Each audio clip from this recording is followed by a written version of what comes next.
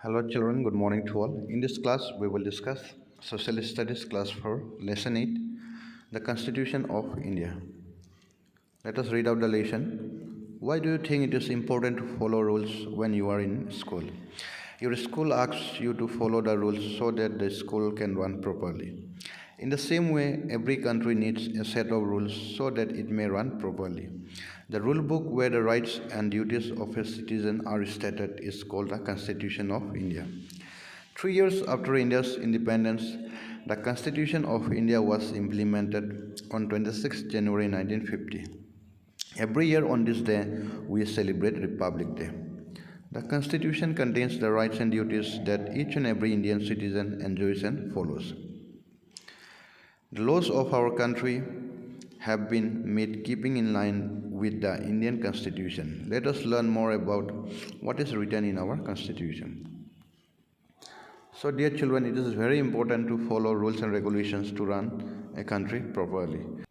That is why every country needs a set of rules to run a country properly. So, dear children, as in our school, all the rules and regulations of our school are written in the school diary. In the same way, the rules and regulations of our country, India, are written in the Constitution of India, which all the citizens, we all have to follow those rules. That is the Constitution of India. What do we mean by Constitution of India? It means that the rule book. It is the rule book where all the rules and regulations are written to be followed by Indian citizen, where the rights and duties of a citizen are stated is called the Constitution of India. Means that in the rule book, in the Constitution of India, all the rights and duties of a citizen. What do you mean by rights and duties? It means that what a citizen, being an Indian citizen, what a citizen can do or what a citizen cannot do, what a citizen should do and what a citizen should not do, and what is being an Indian citizen, what is his or her responsibility for the nation. All these are mentioned in this rule book, in the Constitution of India. And this was implemented on 26 January 1950, 3 years after independence. Our country got independence on 15 August 1947. 3 years after 1947, we started following the Constitution of India. We started following the rules and regulation. Means it was implemented on 26 January 1950. That is the reason we celebrate Republic Day on 26 January every year, as our Constitution, the Constitution of India, was implemented. Constitution of India contains all the rights and duties of every citizen are written in the Constitution, and laws of our country, the law and order, are also written in the Constitution. This is the Constitution of India. The original Constitution of India was handwritten, and it was written by Prem Bihari Narayan Raijada. Okay, Prem Bihari Narayan Raijada was a calligrapher. What do you mean by calligrapher? It means that a person who writes decorative handwriting. So, our Constitution, the Constitution of India, is the longest written constitution in the world. Next, Preamble. The Preamble acts as an introduction to the Indian Constitution and sets out the guiding purpose and principles of the nation. It states that India is a sovereign, socialist, secular, democratic republic. Let us learn what these terms mean. Sovereign. A sovereign country is independent of the authority of a state. The government has full right and power over itself. Socialist. A socialist country is one where everyone is equal. There is no division among people based on caste, color, or religion. The word socialist was added to the original constitution by the Constitution 42nd Amendment Act 1976. Secular. A secular country is one that allows people to practice any religion of their choice. Democratic. A democratic government is a government that is of the people, by the people, and for the people. In a democracy, people have the right to elect the leaders who will run the country. Republic. A republic is a country where the representatives elected by the people run the country.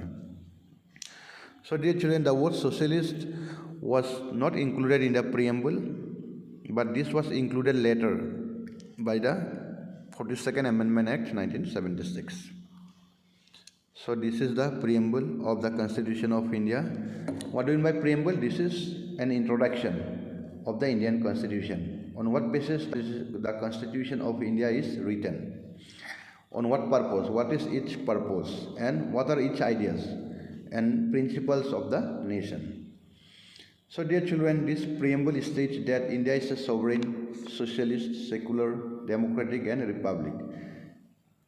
The preamble of the Constitution of India, this preamble, this introduction tells us about how our country India is, on what basis the rules and regulations are made in our country India. So let us check it out, let us discuss. It is sovereign. So dear children, the preamble of the Constitution of India tells us that India is a sovereign country. What do you mean by sovereign? A sovereign country is independent of the authority of the state. It means that our country is not controlled by any other country. Our country is independent. We follow our own rules and regulations. We follow the Constitution of India. No other country can interfere in the internal matters of our country. Next, socialist. What do you mean by socialist? A socialist country is one where everyone is equal. In our country, India, everyone is equal. There is no any discrimination on the basis of caste, whether he or she is belongs to upper caste or lower caste, color or gender, whether male or female. Everyone is equal here. Secular. What do you mean by secular? India is a secular country. The preamble also tells us that India is a secular country. It means that to practice any religion of their choice. In our country, India, everyone is free to practice any religion of their choice. No one can stop you from following any religion, or no one can force you to follow any religion. Next, democratic. India is a democratic country. What do you mean by democratic? People have the right to elect their leaders. It means that people, the citizens of India, those who are 18 years and above, they have the right to vote and elect their leaders. Okay? The leaders of our country are not selected. They are elected by the people. People will decide who will be the leader. Next, republic. The preamble of our country also tells us that India is a republic country. It means that representatives elected by the people run the country. The representatives, the leaders who are elected by the people will run the country. Means that the elected leaders will form the government and lead the people and work for the people and run the government for a term of 5 years. So dear children, I hope you understood about the preamble of our country, that is the preamble of the Constitution of India. Next, elections. In a democracy, the citizens of a country have the right to vote and select their leaders. The party that gets the majority vote of the citizens forms the government. India follows the rule of universal adult franchise. In this system of voting, the citizens of India have the right to vote without any discrimination based on one's caste, religion, color, or gender. The Constitution of India allows every citizen who has attained the age of 18 to cast his or her vote. So dear children, let us discuss elections. Citizens of a country have right to vote and elect their leaders. Who will elect their leaders? The citizens of a country. The citizens of a country have right to vote. The common people will cast their valuable vote for their leaders to whom they support. Party that gets majority vote forms the government. It means that there are many political parties in our country, India. The party who gets more number of votes that forms the government.